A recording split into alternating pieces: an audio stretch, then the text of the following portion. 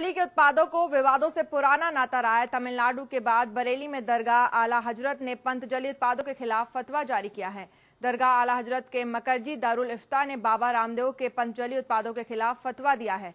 उन्होंने कहा है कि इस्लाम में गौमूत्र का प्रयोग हराम माना जाता है और जिस उत्पाद में गौमूत्र का इस्तेमाल होता है, चाहे वह खाने पीने का सामान हो या दवा ही क्यों ना हो, वह नाजायज है और हराम है।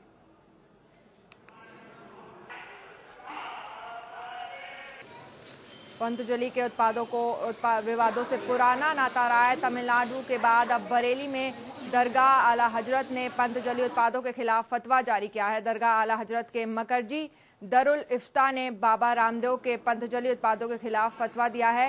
उन्होंने कहा है कि इस्लाम में गौमूत्र का प्रयोग हराम माना जाता है और जिस उत्पाद में गौमूत्र का इस्तेमाल होता है, चाहे वह खाने पीने का सामान हो या दवा ही क्यों ना हो, वह नाजायज और हराम है।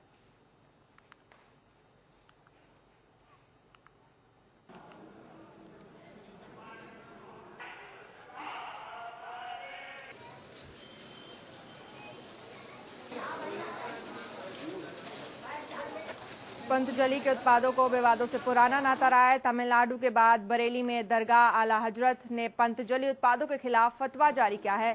दरगाह आला हजरत के मकरजी दारुल इफ्ता ने बाबा रामदेव के पंतजलि उत्पादों के खिलाफ फतवा दिया है।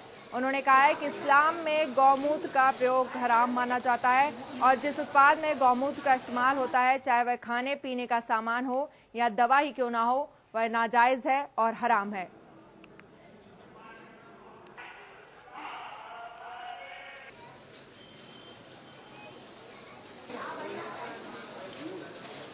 उसमें फतवे में ये बताया गया है कि गाय के पेशाब हो या और भी नजिस चीज़ें हों, इस तरीके से इस्तेमाल की चीज़ों को इस्तेमाल करना जायज़ नहीं है, ये हराम है।